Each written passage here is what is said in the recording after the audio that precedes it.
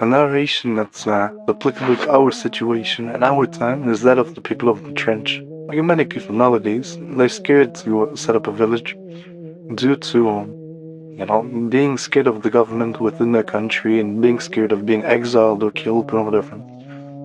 But if you look at, the story of the people of the trench, I think has many benefits in it that removes doubts like this, such as, number one, it's very applicable to our time, very closely resembles it, such as, the people of the trench. The narration goes that there were people who were between prophets, between revelation, and they seen, the evils in their land, and the division, and trials, and so on. So they isolated themselves into a village, or just then, worshipping Allah alone, and until tyrants came to them, and they forced them. They said, either we throw you into this trench filled with fire, or you submit and worship these idols that we worship. So what did the people say? Those who isolated and worshipped Allah alone. They said, oh, it's more beloved to us that you throw us into this trench. Subhanallah. It's more beloved to us that you throw us into this trench. And with them were their women and their children and so on. The children started to get scared. They said to the children, after today there is no more fire. Meaning that they're more afraid of the fire of tomorrow than the fire of today. This fire of today is nothing to them. As you'll see as it goes on, they they jumped into this fire. Rather than worshipping these idols, they threw themselves into this fire as the other option. And before the fire even touched them, before the warmth even touched them, their souls were taken. It reminds me of the narration regarding the martyr. How, the martyr, is that of a prick of a thorn. But these people, it wasn't even a prick of a thorn. And before the even heat reached them, their souls were taken. So, many people today, they're scared about having this village and what if people come and so on. What is there to fear? Either, you're amongst the Muslimin, you have meat. Many of us haven't eaten meat in years. And you have congregation. Another thing that is so beautiful and sweet, yet we haven't had it in years. Um, and you can say whatever you want out in the open without fear, because in these lands, what are we? We fear to speak about anything openly. As soon as somebody starts speaking the truth, he's kicked out of, he is mocked, he is so on. This is not something new.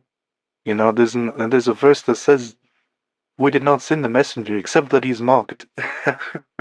So this is not something that just began with us. And even the Salaf, it's been narrated from the Salaf that a time will come, and whoever seeks knowledge in this time, he'll be a stranger amongst his people. And if this isn't today, then I don't know what is.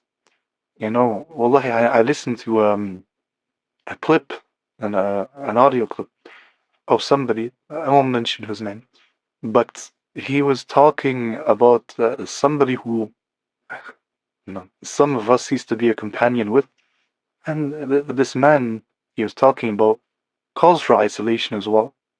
And he was saying this is the belief of the Khawarij, they call it isolation.